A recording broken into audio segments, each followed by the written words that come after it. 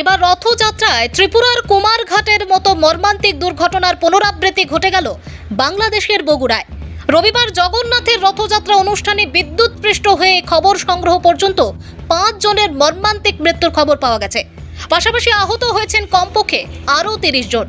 এদিন বাংলাদেশের সংখ্যালঘু হিন্দু ধর্মাবলম্বীরা রথযাত্রা অনুষ্ঠানের আয়োজন করেছিলেন। জগন্নাথের রথ নিয়ে বের হতেই বিকেল 5টার দিকে শহরের স্টেশন সড়কের সেউজগাড়ি এলাকায় এই দুর্ঘটনা ঘটে বলে জানা গেছে। বিভিন্ন সংবাদ সংস্থার তথ্য অনুযায়ী বগুড়া সদরের সংসদ রাগিবুল আহসান, জেলা প্রশাসক মোহাম্মদ সাইফুল ইসলাম, পুলিশ সুপার সুদীপ কুমার চক্রবর্তী এই রথযাত্রার আনুষ্ঠানিক উদ্বোধন করেছিলেন। প্রচুর পুণ্যার্থীর ভিড় জমেছিল এই রথযাত্রা অনুষ্ঠানকে কেন্দ্র করে। রথের দড়ি টান পড়ার 10 থেকে 15 মিনিটের মধ্যেই রথের চূড়ায় রাস্তার ওপরে থাকা বিদ্যুতের তারের সংস্পর্শে এই দুর্ঘটনা ঘটে। ঘটনাস্থলেই 5 জন মারা গেছেন বলে প্রাথমিকভাবে জানা যায়। নিহতদের মৃতদেহ শহীদ জিয়াউর রহমান মেডিকেল কলেজ হাসপাতালের মর্গে রাখা হয়েছে।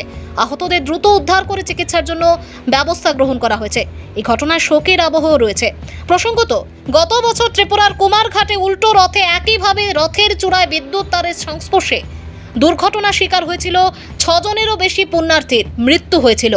আহত হয়েছিল আরও অনেকেই। ভানুচন্দ্রের রিপোর্ট।